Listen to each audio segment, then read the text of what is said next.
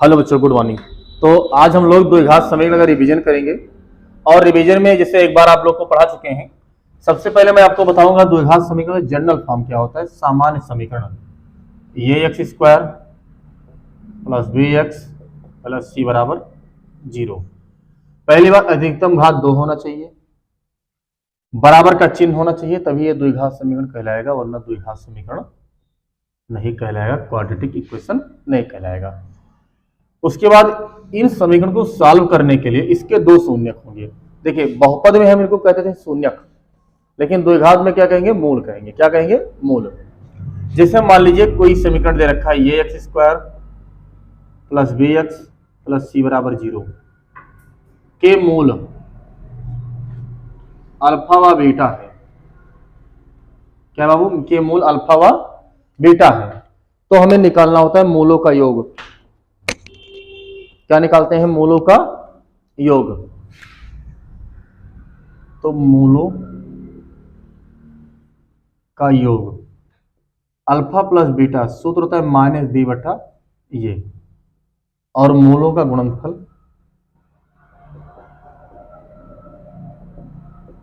Alpha into beta बराबर सी बटा ये होता है। लेकिन यदि कहीं दो मूल दे दे, कह दे वह समीकरण या वह द्विघात समीकरण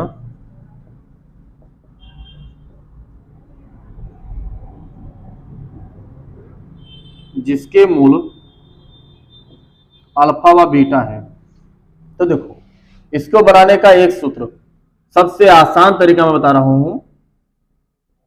जितने मूल देखे उनको घटा दो, x minus alpha into x minus beta बराबर 0।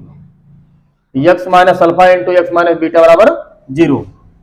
अब इनको अंदर गुणा कर लो, तो x square minus alpha x beta minus beta x plus alpha into beta बराबर 0। तो एक्स स्क्वायर माइनस एकदम एक्स कॉमन ले लेंगे, तो क्या बनेगा? X square minus alpha plus beta x plus alpha into beta. आप लोग को द्विघात समीकरण बनाने का यही सूत्र लिखाया जाता है और यही बताया जाता है। ये दो मूल दे रखे हों तब। समस्या ये है कि दो मूल न दे दे, तीन मूल दे दे, चार मूल दे दे, तब क्या होगा? अगला देखो तरीका। यदि मूल अल्फा बीटा व गामा तीनों हो तो त्रिघात समीकरण, त्रिघात समीकरण। आप ये जो तरीका बताया ना, बिल्कुल किंग है, ये अपने आप में एक राजा तरीका है, मोस्ट इंपॉर्टेंट। जितना घात मन कहे उतना घात निकालते चले जाओ, कोई दिक्कत नहीं। क्या करना है? 3 है तो x minus alpha, x minus beta और एक्स माइनस गामा बराबर 0 कर दो। फिर इनको जब गुणा करोगे तो आ जाएगा x cube minus alpha plus beta plus gamma x square plus alpha beta plus beta gamma plus gamma alpha x minus alpha beta gamma बराबर 0। ये तीन घात समीकरण बनाने का सूत्र होता है। आपको ये द्विघात समीकरण में नहीं तो बहुपद में बताया गया होगा कि ये त्रिघात बहुपद निकालना हो, तीन शून्य दे रखे, लेकिन वहां दो चीजें दे रखी थी। बड़ी कंफ्यूजन आप लोगों को की है और पिछले टेस्ट में आप लोगों ने गलती भी किया है।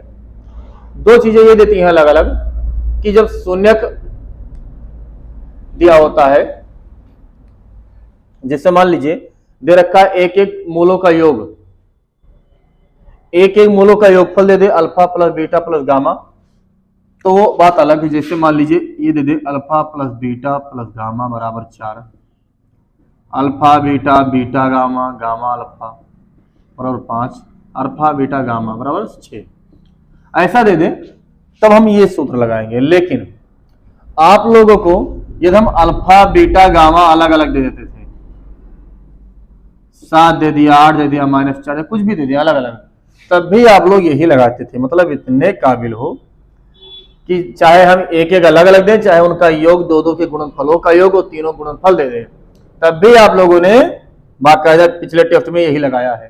क्यों बच्चों? सही है ठीक? यही लगाया ना? वहां आपने गलत किया। एक एक दे रखे, सबसे आसान तरीका है डाल दो। कभी दो दो तीन तीन का योग दे दे तब उस समय आपको ये सूत्र याद रखना पड़ेगा। दो दो मूलों का योग दे दे तो आपको ये याद रखना पड़ेगा, इससे काम नहीं चलेगा। ठीक है, तो द्विघात समीकरण, तीन घात समीकरण निकालने का तरीका आपको समझ में आ गया। उसके बाद फिर द्विघात समीकरण में पूछता है इसके लक्षण क्या होते हैं। बड़े कुलक्षण हैं इनके, तो हम इनके लक्षण की बात करते हैं। लक्षण के लिए बहुत आसान है, ये x square plus b x plus c बराबर 0। हम इनका विविक्तर निकालते हैं, विविक्तर डी, और डी का सूत्र होता है बी स्क्वायर माइनस, और जैसे बी स्क्वायर माइनस 4ac, इसका मतलब डी, इसका मतलब डी। अब हम लोग बात करेंगे डी की। डी का मान 0 से बड़ा होगा, यदि डी का मान 0 से बड़ा होगा तो इसमें दो शर्तें। पहले तो नंबर तो मूल वास्तविक होंगे, वास्तविक तथा असमान बराबर नहीं होंगे। इसमें वे दो शर्तें, यदि वो पूर्ण वर्ग है, क्या है, तो परमीय होंगे, मूल पर क्या होंगे, और यदि पूर्ण वर्ग नहीं है, पूर्ण वर्ग नहीं है तो क्या ठहरेंगे, अपरमीय। यानी यदि डी का मान 0 से बड़ा है तो मूल वास्तविक होगा, असमान होगा यानी बराबर नहीं होगा। दो शर्तें, ये दो संख्या कहीं 9 आ रही है, 16 आ रहा है, 1 आ रहा है, 4 आ रहा है, यानी जिसका वर्गमूल निकल रहा है, तब तो मूल परमीय होगा, अन्यथा क्या हो गया, अपरमीय। अच्छा, परमीय अपरमीय है तो वास्तविक ही ना, कैसे है, वास्तविक ही है ना। दूसरी बात यह आई कि यदि डी का मान 0 हो जाए तो वही होगा, मूल बराबर हो जाएगा, मूल समान होंगे तथा वास्तविक तो होंगे ही होंगे। तीसरा है, यदि डी का मान यानी विविक्तर जो है 0 से कम हो तो मूल असमान होंगे, फिर बराबर नहीं होंगे तथा काल्पनिक होंगे। क्या होंगे, ये मूलों के लक्षण निकालने का तरीका होता है। ठीक है, इतनी बातें आपको क्लियर हुई, इसको नोट करिए। फिर आज हम श्रीधराचार्य के नियम का निगमन भी करा दे रहे हैं, समझ लीजिए, भले आए या ना आए लेकिन जाने रहिए। ठीक है, नोट करेंगे, नोट करोगे, कर लो।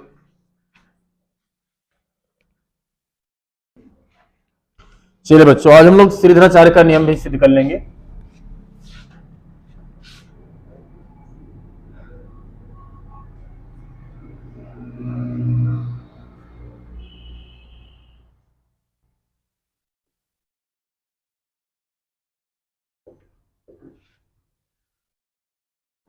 जैसे कोई समीकरण दे रखा हो ax plus B plus c बराबर 0 और हमें x का मान निकालना है। समस्या यहां पर यह है कि जो श्रीधराचार्य का नियम है वो हमें पता नहीं है। हम कैसे क्या करेंगे, पूर्ण वर्ग बनाने के, किसी भी समीकरण को पूर्ण वर्ग बनाने के लिए क्या करते थे, सबसे पहले ये इसका x स्क्वायर का गुणांक 1 होना चाहिए, मतलब हम पूरे समीकरण को a से भाग कर देंगे, तो x स्क्वायर प्लस बी बटा ये एक्स प्लस सी बटा ये बराबर 0। अब पूर्ण वर्ग बनाने के लिए जो x का गुणांक होता था यानी b बटा ये, उसको हम आधा कर लेते थे और आधे के वर्ग को जोड़ देते थे और घटा देते थे।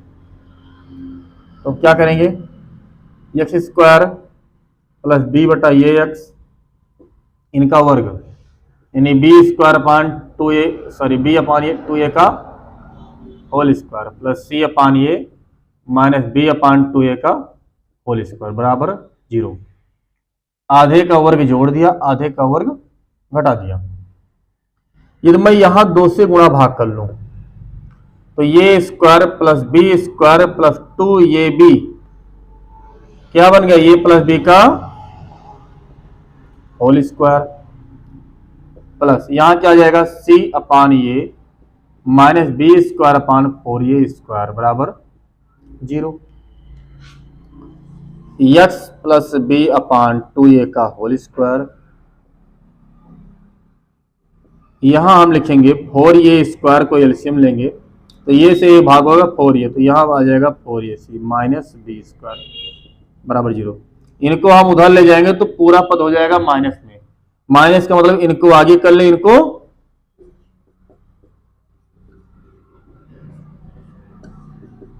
तो B square minus 4ac upon 4a square है। स्क्वायर हटाएंगे, रूट लगाएंगे तो under root B square minus 4ac upon 4a square. 4a square का नीचे से एलसीएम लेंगे तो x plus B upon 2a बराबर under root B square minus 4ac upon 2a। अब जब ये 2 हो गया तो इसको उधर ले चलेंगे और रूट के आगे दोनों चिन्ह लगता है प्लस माइनस, इनको उधर ले जाएंगे तो x बराबर माइनस बी बटा 2a plus minus under root B square minus 4ac upon 2a। हर समान है, एक बार लिख दो तो B square minus 4ac upon 2a। यही श्रीधराचार्य जी का समीकरण है। बोलो आ गया समझ में सबको? सिद्ध कैसे होता है ये तो नहीं डाउट रह गया, आगे क्लियर हो गया? चलिए ठीक। अब हम लक्षण वाला हो गया, मूल कैसे बनते हैं ये भी हो गया। अब कुछ हम समीकरण ले रहे हैं, उनके मूल निकालना है, कैसे आ गया देखते हैं। बिठा रहे इसको, बिठा दे ठीक।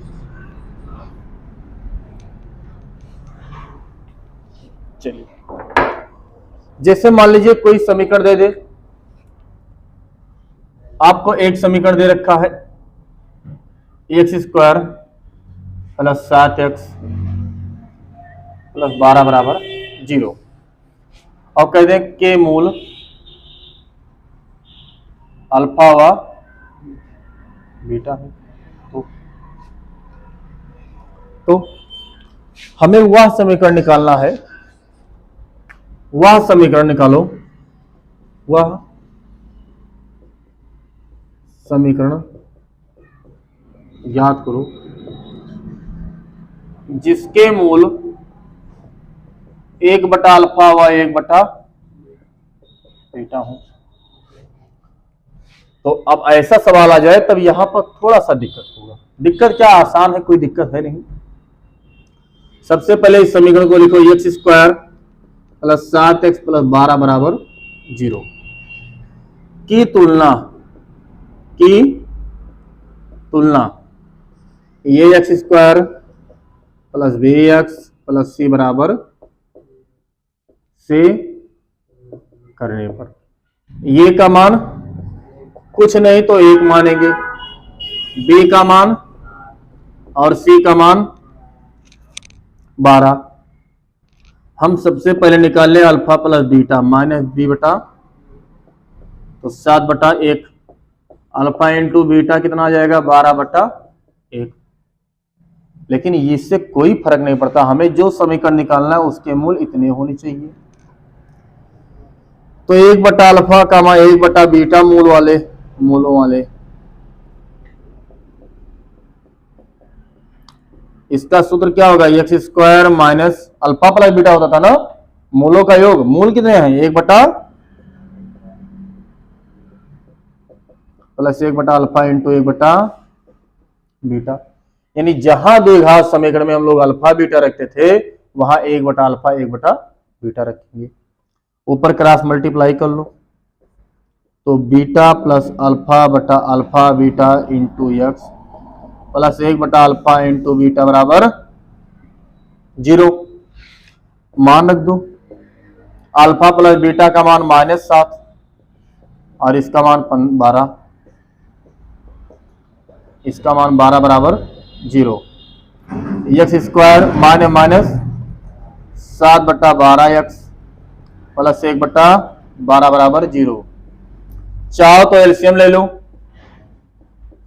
तो 12x square plus 7x plus 1 बराबर 0, यही समीकरण मिलेगा। ठीक, यानी एक समीकरण दे देगा उसके मूल अल्फा बीटा है। आपको वह समीकरण निकालो जिसके मूल अल्फा 1 बटा अल्फा या 1 बटा बीटा हो। ऐसा भी लिख सकता है जिसके मूल अल्फा पावर -1 और बीटा पावर -1 हो। -1 का मतलब ही हुआ ना 1 बटा अल्फा 1 बटा बीटा। कैसे कभी कभी ऐसा भी कहता है जिसके मूल alpha square plus beta square है, क्या दिक्कत थी? यहाँ alpha square plus beta square रखते, alpha square plus beta square को हम कैसे निकालते थे, अल्फा प्लस बीटा का whole square minus 2 alpha beta. बस यहां से मूलों का योग निकालते और गुणनफल ऐसे निकाल लेते, तब लगाते। बोलो आया समझे? ऐसे भी सवाल आपको देखने को मिल सकता है एग्जाम में, ठीक है। पहले आते थे, हो सकता है आए, हो सकता ना आए, लेकिन अपना काम है पढ़ना और पढ़ाना, ठीक है। तो हम लोग कसर अपने तरफ से नहीं छोड़ेंगे। अब इसको मान लीजिए आपके कभी कंपटीशन में डायरेक्ट कैसे लगेगा, इसको सही है। इसका मूल अल्फा था, ये क्या हो गया, 1 बटा अल्फा हो गया ना। कुछ नहीं करना है, समीकरण में जहां जहां x है वहां 1/x डाल दो। उठाओ यहां समीकरण को, x है ना, क्या लिखोगे, 1/x का होल स्क्वायर या 1/x और प्लस 12 बराबर 0। तो 1/x square plus 7/x plus 12 बराबर, अब यहाँ x स्क्वायर एलसीएम ले लो, तो एक आ जाएगा x से x 7x और ये 12x स्क्वायर बराबर 0। कैंची गुणा कर लो तो 1 plus 7x plus 12x square बराबर 0। थोड़ा आगे लिख दो इसको, 12x square plus 7x plus 1 बराबर 0। ये तुरंत आ गया। क्या करना था, यहां मूल पलट गया था, तुम्हें भी पलट देना है इसको। क्या करना है, जहां x है वहां भी 1/x डाल दो, हल कर दो, तुरंत वही समीकरण देखो मिल गया, नहीं मिल गया। आई बात समझ में? क्लियर है सबको? ठीक, इसको आप नोट हो गया, चलिए नोट कर लीजिए। हो गया नोट, बहुत बढ़िया। चलिए अब हम लोग एक सवाल लेते हैं इस पर, जो कि 6 नंबर का आया हुआ बोर्ड एग्जाम में है, और सवाल 6 नंबर का आया है तो लगाना हम लोग का फर्ज बनता है, क्योंकि ये अकेला सवाल आपके मार्कशीट में 1% को हिला सकता है सीधा। हाई स्कूल में ही होना सब लोग। फिर बड़ा प्यारा सवाल है, लोग अंधे होकर इसको लगाते हैं, लेकिन आप लोग को ठीक है ठाक व्यवस्था में हम लगवाएंगे।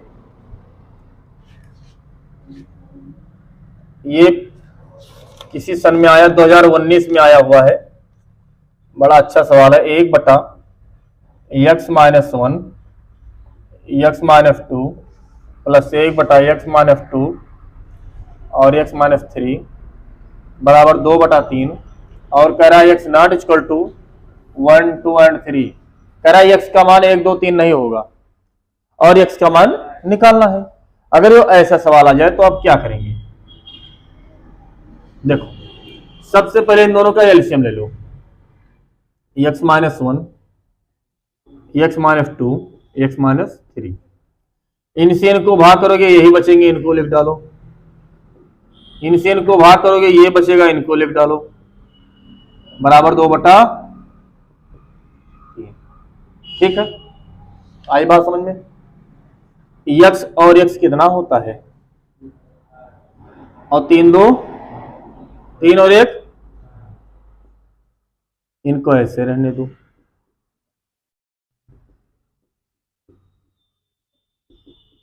दो बटा 3, ऊपर से 2 कॉमन लो, 2 कट जाएगा, बचेगा x माइनस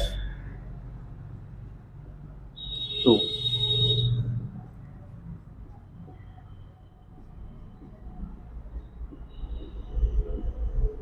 दो एक कम 2, 2 से 2 कट गया, इतना से इतना कट गया, तो 1/x माइनस 1 और x माइनस 3 बराबर 1/3। दोनों तरफ पलट दो, तो x माइनस 1 x माइनस 3 बराबर 3। अब इनको हम गुणा करेंगे, तो x को पकड़ो, इनसे करो, इनसे करो, तो x स्क्वायर माइनस 3x। एक को पकड़ो तो माइनस x प्लस 3 बराबर 3। 3 से 3 कट गया, तो x square minus 3x 4x बराबर 0। तो x का मान लो, तो x माइनस 4 बराबर 0। तो या तो ये 0 या तो ये 0। जब ये 0 होंगे तो x का मान कितना आ जाएगा, 0। और जब मैंने गलती से इनको 0 कर दिया तो x का मान कितना आ जाएगा, 4। यानी इस द्विघात समीकरण के 2 मूल होंगे, एक तो होगा 0, दूसरा कितना होगा, 4। इसने कहा ये सब नहीं होंगे, कोई बात नहीं, ये सब नहीं आया है भैया, हकीकत में सही है पूरा आंसर, कोई दिक्कत? आई बात समझ में? अच्छा सवाल था, 6 नंबर का। देखो शर्म नहीं लग रहा है, 6 नंबर। एक कितना 5 मिनट नहीं लगना है इसमें, कि लगेगा 5 मिनट ना। यदि आपकी कैलकुलेशन ठीक ठाक है तो 5 मिनट नहीं लगनी चाहिए।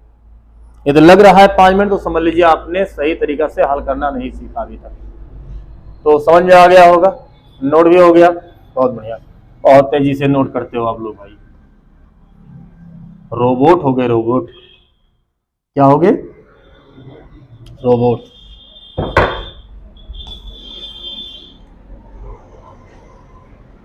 अब ऐसा है ना, कैसा है, कैसा है, ऐसा है।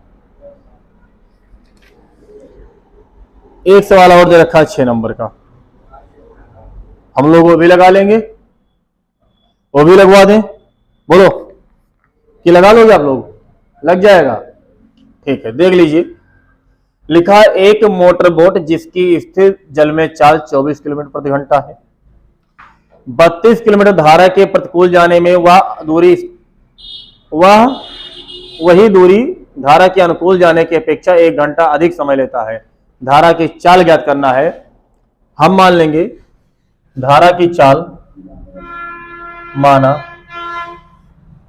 धारा की चाल बराबर x किलोमीटर प्रति घंटा।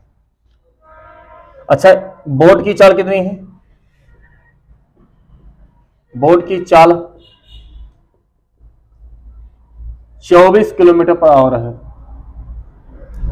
अब 32 किलोमीटर दूरी जाना है धारा के प्रतिकूल, तो धारा के प्रतिकूल 32 किलोमीटर दूरी जाने में लगा समय, दूरी बटा चाल।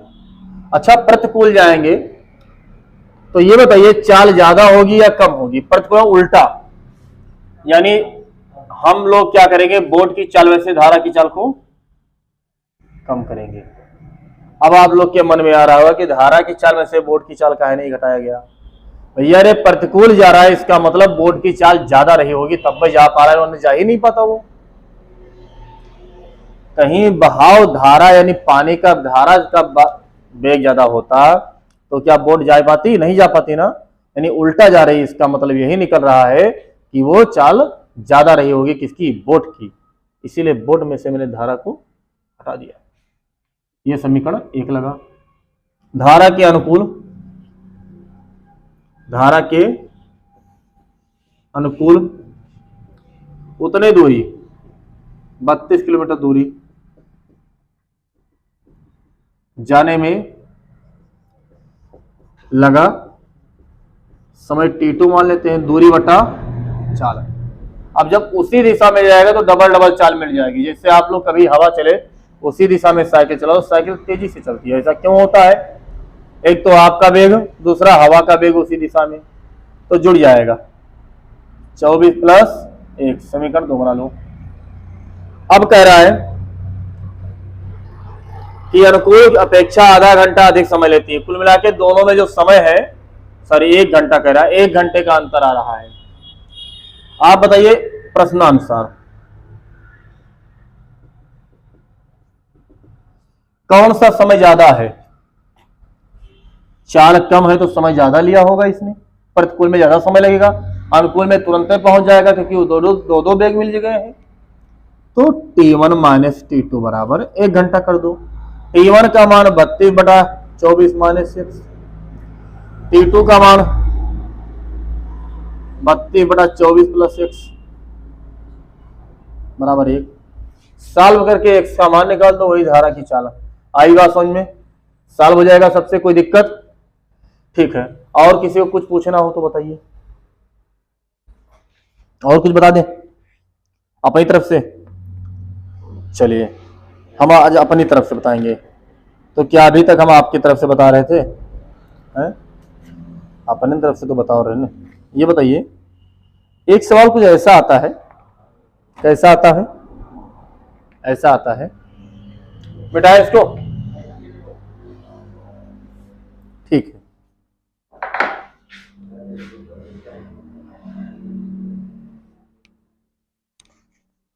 एक सवाल और देख लीजिए कैसा आता है।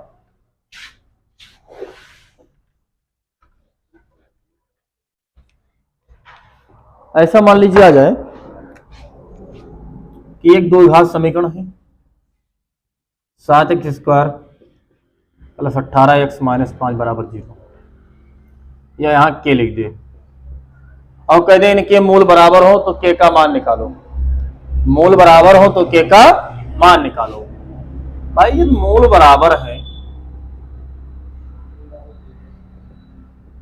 तो d बराबर 0 लगा दो, b² - 4ac बराबर 0, और b का मान यही,